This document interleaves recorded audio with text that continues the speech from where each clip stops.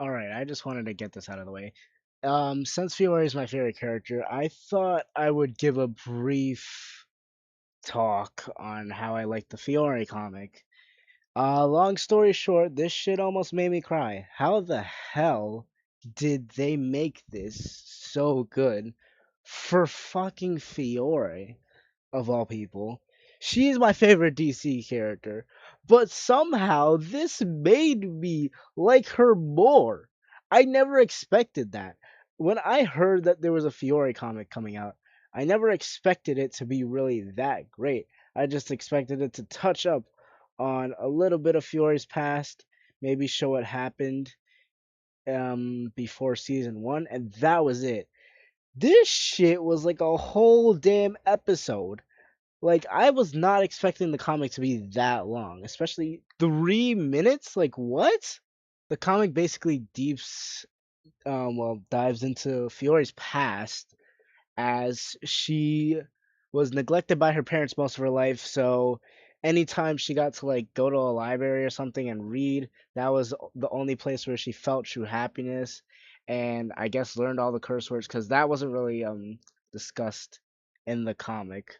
But clearly, her parents didn't really make the time for her, so she never really liked them at all. Then she wanted to get away from them, so she found this venture camp. Fiore explains in her, I guess, diary that she never thought she could be capable of happiness or friendship, and then shows she says in her diary that she did really see Alec as a good friend during season 1, but she needed to win, so she knew she had to eventually betray him.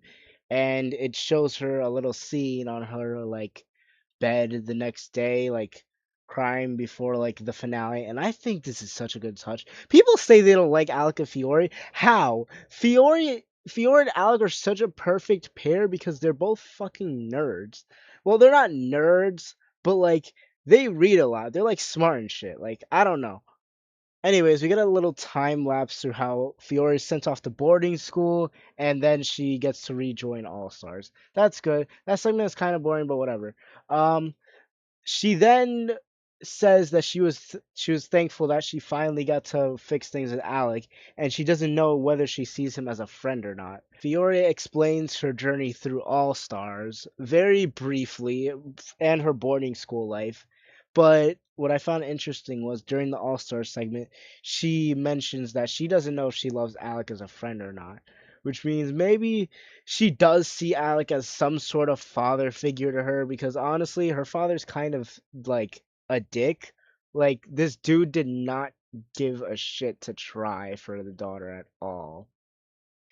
Anyways, we get this really, really sweet scene between Fiore and Alec, and I love it so much.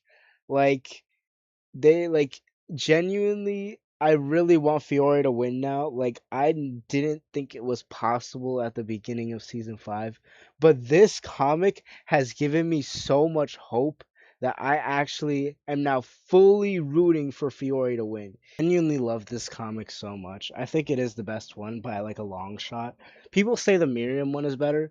I do understand why you'd like the Miriam one better, but I think the difference between these two is that we never really knew about Fiore's background or her story. We just knew her, like, she's just a demon child, and, like, really, I guess her parents just quote unquote sent her to this venture camp, which they didn't, to just compete.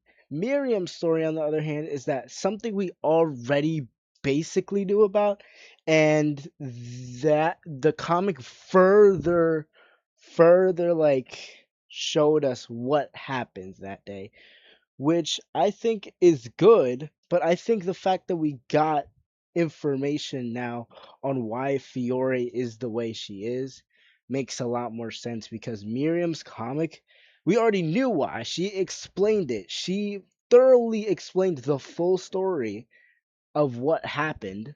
Fiore, we just know that, like, basically nothing. Like, we don't know. We never knew what was happening in Fiore's life. For Miriam, we got a clear explanation on how her son and husband died. And that's why I believe personally, I really do think Fiore's comic is just written better. And Miriam's comic will probably take second. I mean, I'm not gonna talk about all the comics in this like video because I don't really wanna. Like, I'm just like not that into like the other comics like that. But if anything, I might just make a video on all the comics and then maybe I'll just do that. Like, whatever. But yeah, I do really appreciate On Nations for creating this comic because it was such a needed thing for this character. And see, like, I hope they make comics for characters that probably need more explanations on their background. Like, Alec probably needed the comic more because we still don't know much about his family situation, and I'm kinda a little upset that he was put in this because I feel like that means On Nation's probably not gonna make an Alec comic for a while, but that's fine. I think that's okay. Who I say really needs a comic, I think maybe like I don't like Tess like that, like at all, but like I think Tess probably needs a comic.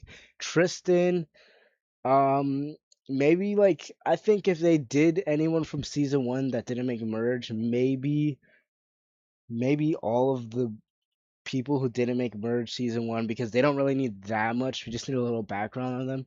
Maybe Gret too. I'd really like to see how her mother was, but there are definitely characters who don't need a comic at the moment. Like I think that the Logan and Jade comic was completely unnecessary, but that's for another time. We're talking about Fiore. So Fiore's comic was, in my eyes, like one of the best things I've ever read in my life. And I don't really read stuff. Like I was genuinely entertained by this. Like, oh my gosh. I never thought On Nations could almost make me cry. I didn't cry, but I was on the brink of tears. But yeah, thank you guys for watching. I hope to see more of these comics in the future. I know there's a Tom Jake one coming out, like big whoop-de-doo, but like yeah, I'm really looking forward to the next comic now. So yeah, I'll see you guys next time. Thank you for watching.